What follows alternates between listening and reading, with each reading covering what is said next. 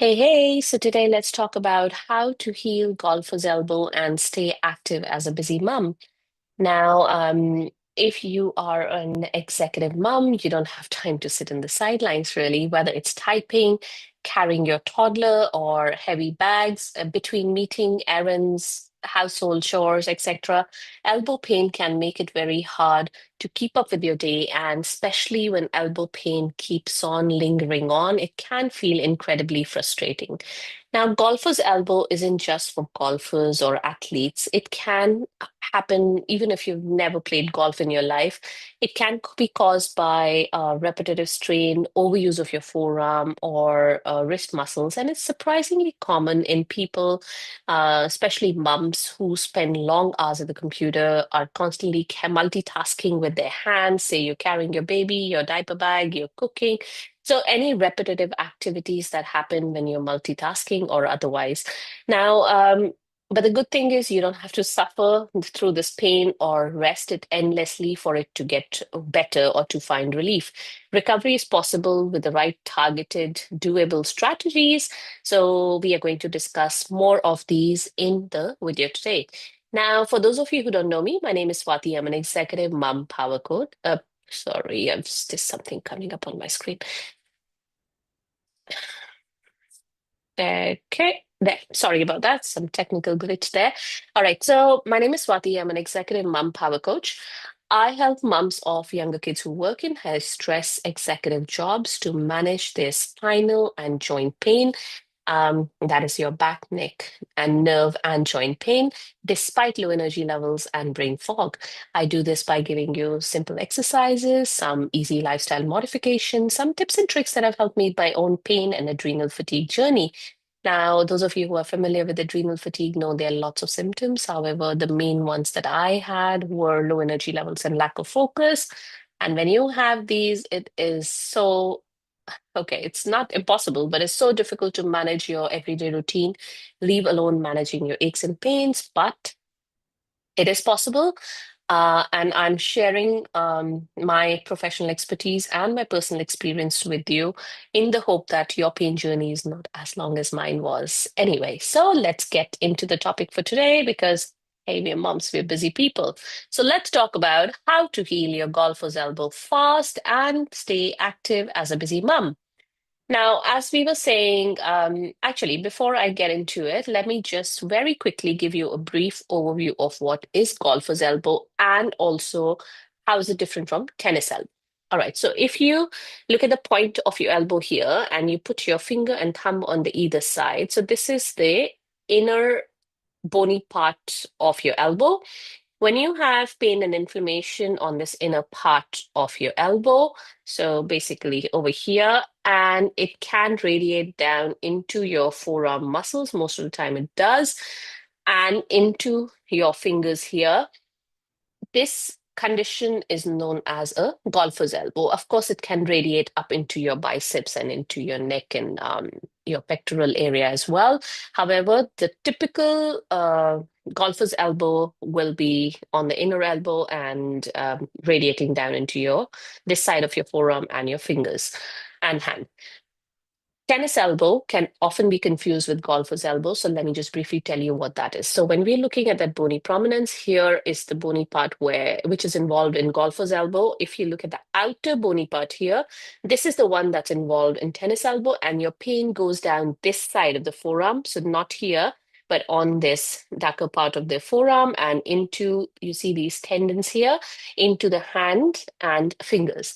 Now, tennis elbow is also caused by repetitive stresses, etc., and all that we discussed earlier. So that's why mostly there's a confusion between the two conditions. But remember, inner elbow pain and into your flexors, that is this set of muscles into the forearm and hand. Anyway, so with golfer's elbow, what you want to do is you want to fix that basic root cause and not just treat the elbow. Now, let me explain this further. Usually, Many executive moms or many people who have golfer's elbows don't realize that the elbow pain may be rooted in poor posture, weak shoulder stabilizers, overworked hands.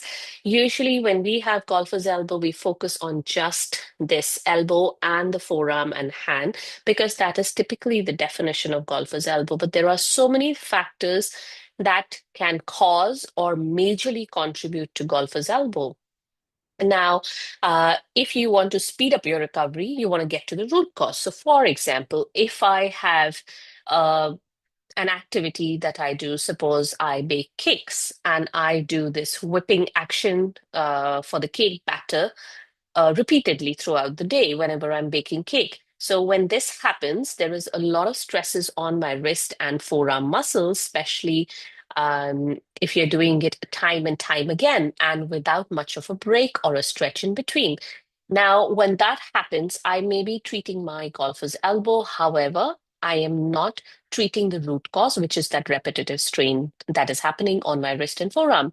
So that is what I meant by fix the root cause. So your obviously you can use a lot of things for your elbow, which are very effective. Don't get me wrong there. And I really like the simple, effective things like cold packs, elbow braces, hot packs, etc.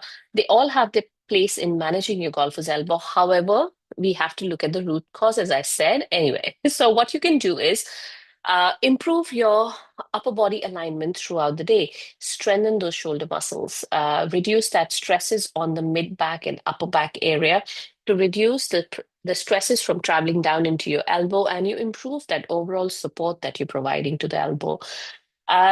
If you're looking for, okay, so in this video here, we're just touching on the points how to speed up the recovery. But if you want to look into the details of it, I have a blog that I have written on this topic. It is called, let me just read it out, How to Speed Up Recovery from Golfer's Elbow and Get Back to Daily Activities Faster. So I'm going to leave a link in the description of this video to that blog. You can have a look at that blog. It has all the details. And it has a video called The Top Tip to Prevent Golfer's Elbow, also known as medial epicondylitis in the medical world. So it has a lot of information packed in there. And oh yes, if you're watching me on Instagram, the link is in my bio. If you're a busy mom like me and you can't be bothered to look for it, no judgment, message me, drop a comment below. I will send it across to you.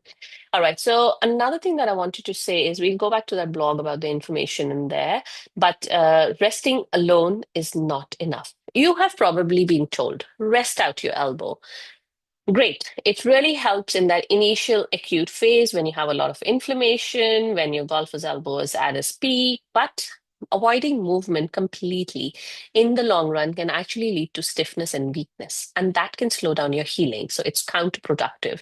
So what you want to do, if say you are doing movements, say you are doing a stretch for your, suppose you're doing this, okay, show you on camera here. So if I'm doing this stretch for my golfer's elbow, you want to do this in the pain-free range. For example, if I am at 0 degree here and I'm stretching down to say 40, that would be about 40 degrees. So if I'm stretching down to about 35, say 40 degrees, I start getting the pain. Right. So I do not want to go into the pain zone. You want to stop a little bit before where you start to feel the stretch, but you are not creating pain in that area. I mean, a whole aim is to get pain relief, right? You don't want to create the pain. So, excuse me. So you want to be in that pain-free range, yet do the movement. You don't want a total lack of movement, except when you're in the acute phase, the first 2, 3, 4 days. Then, of course, you want to rest out your elbow. So those daily exercises will help you to restore the function in the area without overloading the muscles and the structures around there. Again, that blog that I told you, it has examples of what exercises you can do. Now, another thing I wanted to talk about is smart ergonomics. So, support your recovery with smart ergonomics. Now, what does that mean? So, when you sit at a desk for long hours or you're using the phone for long hours, it can slowly strain your arms and your hand, right? I mean, your forearm and your hand. If you add in, say, awkward lifting and pushing, say it's a stroller, you're traveling, you've got suitcases or bags, you've got groceries, you can get a flare up of your golfer's elbow. So what do? You can use forearm supports or wrist-friendly tools while typing. So for example, typing is one of the things that really flares up your elbow pain. So when you are typing, try and keep your wrist in neutral. So what I meant is not up or down, and you want to keep it in neutral. Usually when we hold a mouse, this is the position of our wrist. So do you see how it's gone from neutral to extended? Or if you are, say, holding your grocery bags and you're holding them like this, you want to have your wrist in neutral. You don't want to be bending down like this. So what you can do is be more aware of it. Maybe use a band around your wrist when you are lifting your grocery bags. Distribute the weight equally. Don't just carry heavy weights on one side, which is common sense. Most of us do know about this. However, when you're typing, you want to have uh, a wrist. Okay, it's called a keyboard support. Basically, it's like a little elevated surface on the area where you are keeping your wrist on the desk. And because of that support, your wrist stays in neutral even when you're holding the mouse. So, these are some of the things that, of course, and you want to avoid those repetitive tasks. You can either stop them or modify them. You could do some posture resets throughout the day. There are like lots of things that can be done when it comes to smart ergonomics. Again, all those details are in the blog that I talked about, and the link to the blog is in the description of the video. On Instagram, it's in my bio. If you can't find it, just message me, I'll send it to you. That blog also has a free guide to what is the source of your elbow pain. So it might happen that you have elbow pain and you're not sure. Do you have golfer's elbow? Do you have, okay, I see somebody in my window. Sorry. So you don't know whether you have golfer's elbow, you have tennis elbow, and you want to know what's happening. So you can have a look at that guide. It's a free guide. It's called the What is the Source of your elbow pain? Alrighty, so if you have any questions, any comments, oh, sorry, in that free guide, I wanted to say it has a breakdown of the common conditions that can cause elbow pain, and then you can match what symptoms you have with that, with those set of condition, with the condition and their symptoms written on it. So then you have a fair idea of what's going on, and you can collaborate better with your healthcare professional, your doctor, or your physiotherapist in order to manage your elbow better. So it's not for self-diagnosis, it's just to help you, um, just to point you in the right direction. Alrighty, if you have any questions, any comments on today's video, if there's anything I said that you don't understand or you want me to explain further, or if you have any questions about your golfer's elbow, even tennis elbow, please drop it in the comments below. You can even message me and I will address that for you. Alrighty, I'll see you guys next time. Bye for now.